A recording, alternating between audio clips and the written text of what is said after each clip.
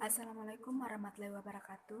Perkenalkan, nama saya Lisa Fitri, NIM 2191424, kelas 4A, Prodi PG PAUD, Fakultas Keguruan dan Ilmu Pendidikan, Pendidikan Guru Pendidikan Anak Usia Dini dari Universitas Muhammadiyah Kendari.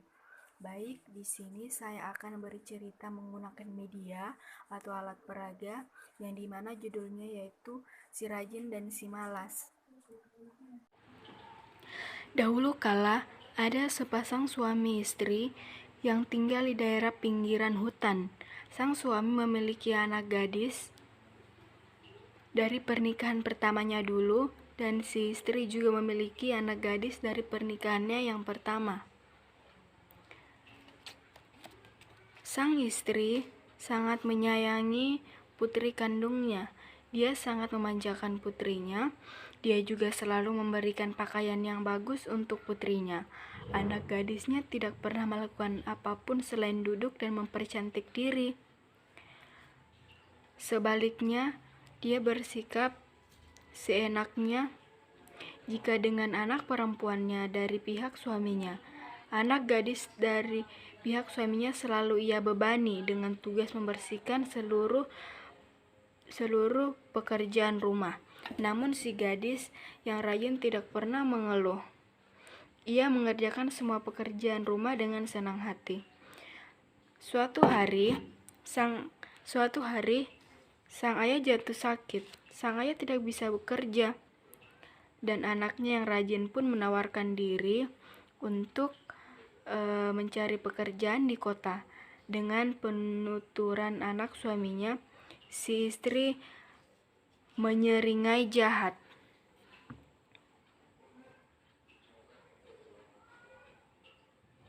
Benar, dia harus bekerja. Ayahnya sudah tidak bisa menghasilkan uang lagi, katanya pada diri sendiri.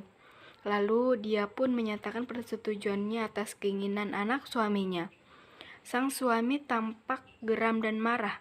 "Kenapa kau tidak mengirim anakmu untuk bekerja?" teriaknya marah.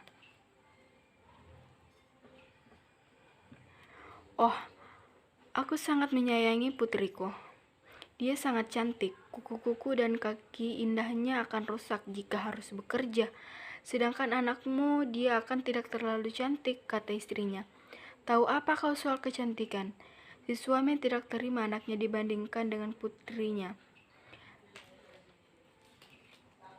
Namun, si gadis yang rajin menenangkan ayahnya.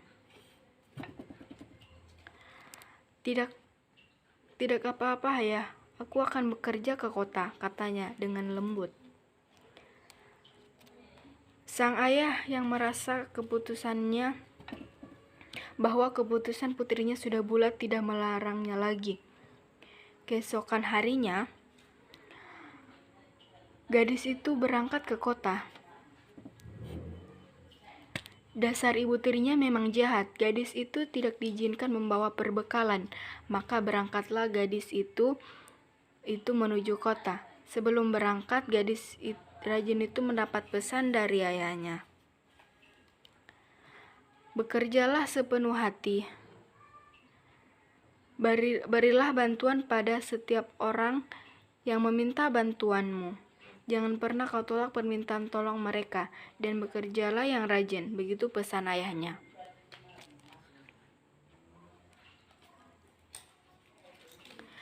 Ketika dalam perjalanan, ia bertemu seorang tua renta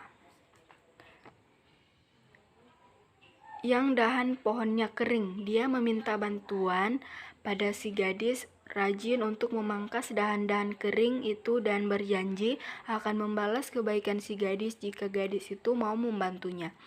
Gadis itu tidak menolak sama sekali. Dia melakukan itu dengan senang hati. Setelah selesai, nenek tua itu rentet mengucapkan terima kasih. Lalu gadis itu pergi melanjutkan perjalanannya. Setelah berjalan beberapa jam, gadis itu bertemu dengan seorang kakek tua yang sedang terduduk lemas. Dia sedang memegang cangkul Dia tampak kelelahan. Dia pun meminta bantuan pada si gadis rajin rajin tersebut dan berjanji akan membalas kebaikannya. Gadis itu jika ia mau membantu. Tanpa berpikir panjang, gadis baik itu mau memberikan bantuan dengan catatan ia mencangkul tanah yang belum dicangkuli kakek itu. Setelah selesai, ia mengembalikan cangkul itu. Si kakek berterima kasih dan merasa menyesal karena gara-gara dia meminta bantuan, tangan gadis itu menjadi kotor.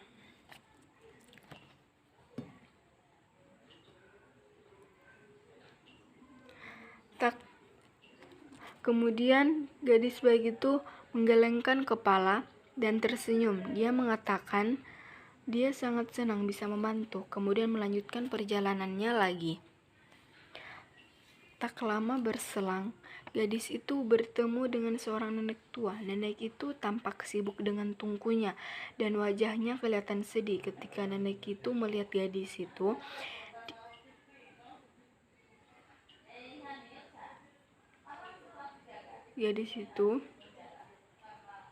dia meminta bantuan agar mau memperbaiki tungkunya.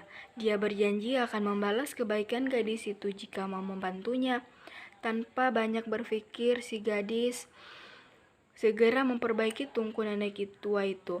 Dia mencari tanah liat di dekat hutan dan menambalnya pada tungku nenek itu. Setelah selesai, sekujur pakaian gadis itu sangat kotor, namun tungku yang ia perbaiki nampak baru. Si nenek berterima kasih dan si gadis tersenyum, kemudian melanjutkan perjalanannya. Baru perjalanan beberapa menit, dia bertemu seekor anjing yang bulunya itu sangat lebat dan sangat kotor. Anjing itu mendekati si gadis dan menjilat-jilat si gadis. Gadis itu tampak senang dan membawa anjing kotor itu ke sungai. Dia memandikan anjing itu dan juga membersihkan dirinya sendiri. Setelah selesai, ia meninggalkan anjing itu yang sudah dibersihkan di dekat hutan. Dia melanjutkan perjalanannya lagi. Namun, dia sangat kelelahan dan dia ingin istirahat.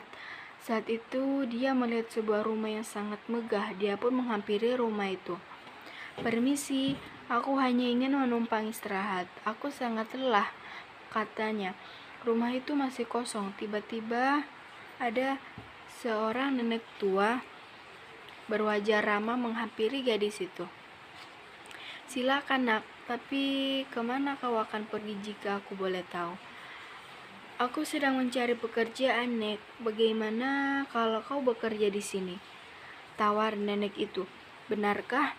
Gadis itu tampak senang sudah mendapatkan pekerjaan. "Dengan satu syarat, kau dilarang membersihkan ruangan nomor 7. Ruangan yang lain boleh kau bersihkan," jelas nenek itu. Gadis itu mengangguk senang. Dia menyetujui kesepakatan tersebut, dan si gadis rajin benar-benar bekerja dengan sepenuh hati. Dia membersihkan semua ruangan kecuali ruang nomor 7. Setelah setahun bekerja, dia pun mendapatkan upah. Nenek itu memberikan sekantong uang emas. Namun, ia masih heran kenapa gadis rajin itu tidak pernah membuka ruang nomor 7. "Kau bekerja sangat baik, sangat rajin, nak. Tapi ada yang ingin kau tanyakan, kenapa kau tidak pernah membuka ruangan nomor 7? Karena itu adalah permintaanmu, dan aku harus mematuhinya. Ayahku berpesan padaku, bekerjalah dengan sepenuh hati, dan patuhi semua tugas yang diperintahkan," jawabannya. Si nenek tersenyum puas. "Kali ini kau boleh masuk ke ruangan itu," kata nenek itu. Gadis itu masuk ke ruangan nomor 7. Betapa terkejutnya dia ketika mendapati banyak tumpukan uang emas dalam ruangan itu. Si nenek pun memerintahkan si gadis rajin untuk mengambil sebanyak yang ia mau. Maka gadis itu mengambil uang sebanyak yang ia bisa. Setelah itu ia pulang. Perjalanan pulang, ia berjumpa dengan seekor anjing yang pernah ia mandikan di sungai. Anjing itu memiliki banyak mutiara dan berlian di sekujur tubuhnya. Anjing itu memberikan beberapa mutiara dan berlian. Gadis itu sangat senang, maka ia melanjutkan perjalanan pulangnya. Tak lama berselang, ia bertemu nenek tua yang tungkunya pernah ia perbaiki. Nenek itu menawarkan beberapa kue hangat yang bisa dimakan oleh gadis itu. Gadis itu memakannya dan teringat ayahnya. Dia mengatakan pada nenek itu, apakah dia boleh membawa beberapa roti untuk ayahnya. Nenek tua itu memberikan banyak roti pada gadis itu. Gadis itu merasa senang dan kemudian melanjutkan perjalanannya lagi. Beberapa jam kemudian, ia bertemu dengan kakek tua yang pernah ia tolong. Kakek itu sedang panen ubi. Dia pun menawarkan banyak ubi pada gadis itu. Gadis itu sangat senang. Dia menerima semua ubi yang diberikan kakek itu. Lalu dia pergi melanjutkan perjalanannya lagi. Setelah perjalanan cukup jauh, gadis itu berjumpa dengan nenek renta yang dulu pernah ia tolong. Nenek itu sedang panen buah-buahan dan menawarkan beberapa minuman segar hasil olahan tangannya. Gadis rajin yang memang sedang haus itu pun menerima minuman yang ditawarkan nenek itu dan memakan beberapa buah-buahan segar yang ada. Nenek renta itu memberikan beberapa buah-buahan yang ia petik. Gadis itu melonjak senang dan berpikir ayahnya pasti sangat senang jika ia pulang membawa banyak makanan seperti itu. Setibanya di rumah, ia disambut oleh ayahnya yang sudah merindukan putri kesayangannya.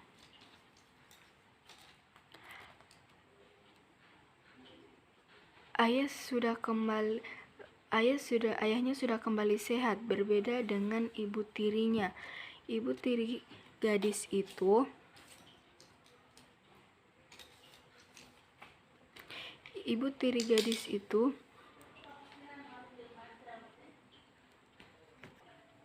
menatap iri pada si gadis rajin, dan ia tahu ayah gadis itu tak akan membiarkan anak gadisnya bisa dikuasai, maka dia pun menyuruh anak kandung mengikuti jejak si gadis rajin. Maka berangkatlah gadis malas itu menuju kota untuk mencari pekerjaan. Maka selama perjalanan menuju kota, ia yang juga menemui orang-orang yang meminta bantuan, namun sayangnya tidak seperti si gadis rajin yang mau dengan senang hati membantunya. Dia menolak membantu. Dia takut kuku-kukunya yang cantik akan rusak dan bajunya yang indah juga menjadi kotor. Setelah menolak semua permintaan bantuan, sampailah ia di sebuah rumah megah yang dulu juga dimasuki oleh si gadis rajin. Di sana ia bertemu dengan nenek yang baik hati. Dia mengatakan tujuannya di sana. Ia hanya ingin beristirahat karena lelah perjalanan mencari pekerjaan. Lalu nenek itu menawarkan pekerjaan pada si gadis itu dengan syarat yang sama dengan gadis yang rajin dulu. Gadis pemalas itu dilarang memasuki ruangan nomor 7. Namun si gadis pemalas itu tidak mendengarkan dan melanggar perintah nenek itu. Maka ketika ia masuk ruang nomor 7, ia menemukan sarang lebah yang berkerumun dan segera menyerangnya. Gadis itu pun pergi dari rumah megah itu. Di sepanjang perjalanan pulang, ia bertemu dengan semua orang yang dulu permintaan bantuannya ia tolak. Maka ketika ia bertemu dengan anjing yang tidak mau ia bersihkan, ia malah digigit oleh anjing itu karena sudah tidak tahu malu meminta salah satu berlian yang ada di tubuhnya. Dan saat dia lapar dan ingin makan roti, nenek pembuat roti tak memberikannya. Dan pada saat dia bertemu kakek,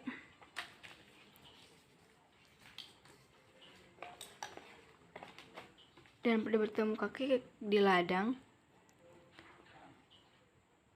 pemilik ladang ubi, kakek itu tidak memerdulikannya. Dan akhirnya saat ia bertemu dengan nenek renta, pemilik kebun buah, ia hanya diberikan buah busuk yang langsung ia buang karena jijik. Akhirnya dia sampai ke rumah dengan tubuh penuh dengan sengatan lebah, perut yang lapar, baju yang kotor, dan kuku-kuku yang rusak.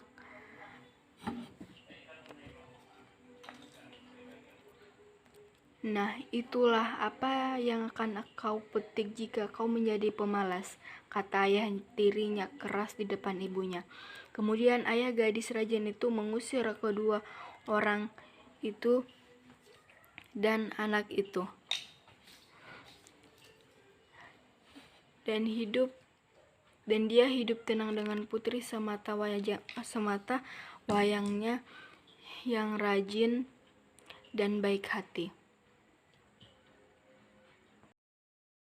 Adapun tujuan dari cerita ini yaitu untuk memberikan informasi tentang nilai-nilai sosial, moral kepada anak-anak.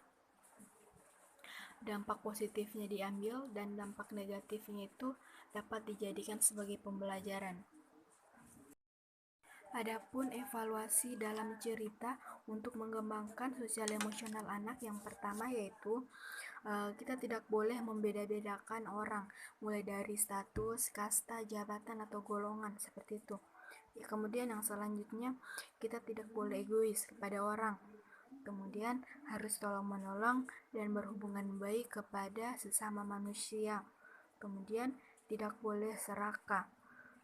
Kemudian harus berbuat baik kepada sesama manusia.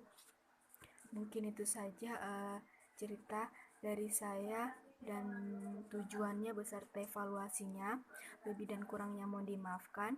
Billahi fisabilillah, fastabiqul khairat. Assalamualaikum warahmatullahi wabarakatuh.